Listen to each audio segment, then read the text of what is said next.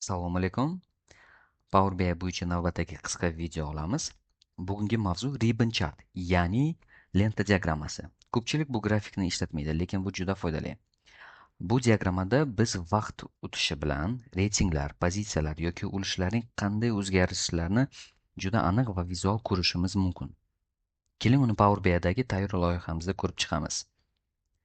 Mana bu bizning loyihamiz. Aytaylik, bizda bir necha tovarlarning kategoriyalari bor va biz ularning yilma-yil bo'yicha sotuv hajmini solishtirmoqchimiz. Agarda siz bu diagrammani oddiy diagrammada ishlatsangiz, reytinglarni ko'rishni qiyin bo'ladi. Masalan, mana bu diagrammani olaylik. Xuddi shu ma'lumot faqat oddiy diagrammada ishlatilgan. Bu yerda har bitta kategoriyani yilma-yilda taqqoslashingiz mumkin bo'ladi, lekin qaysi biri nechinchi o'rindaligini ko'rish qiyin bo'ladi.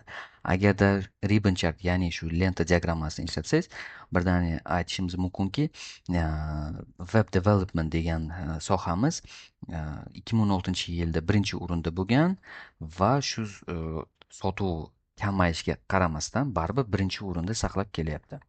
Buni yasash juda oson. Keling, buni o'rgataman. Demak, yangi list yaratib, diagrammada Power BI'da o'zining ribbon chart, lentachni diagramma deyiladi. Shuni kiritib, bu yerga biz o'zimizdagi tayyor merani yoki summani kiritishimiz kerak bo'ladi avval. Birinchi number courses yoki nechta onlayn o'quv saytda nechta kurslar sotilganligi haqida ma'lumot bu yerda biz sanayapmiz va bunga biz sohani qo'shamiz. Soha qo'shildi va lekin buni biz условный обозначениеga qo'shishimiz kerak bo'ladi. Buni bu yerdan olib tashlab, uzr kechirasiz, bu yerga datani qo'shishimiz kerak. Datani biz y ga qo'shamiz. Hozir 1 daqiqa. Boshqatdan boshlaymiz. Avval datani x ga jo'natamiz. Bu yerda biz faqat yilma-yil ko'rmoqchimiz.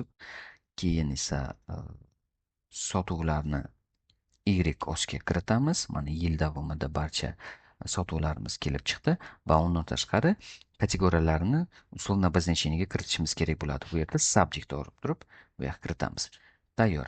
Faqatgina bu yerda ranglarini va formatlarini o'zgartirish uchun biz formatga kirishimiz kerak. Formatni bemalol o'zgartirsak bo'ladi. E'tibor uchun rahmat. Kanalga obuna bo'lishni unutmanglar.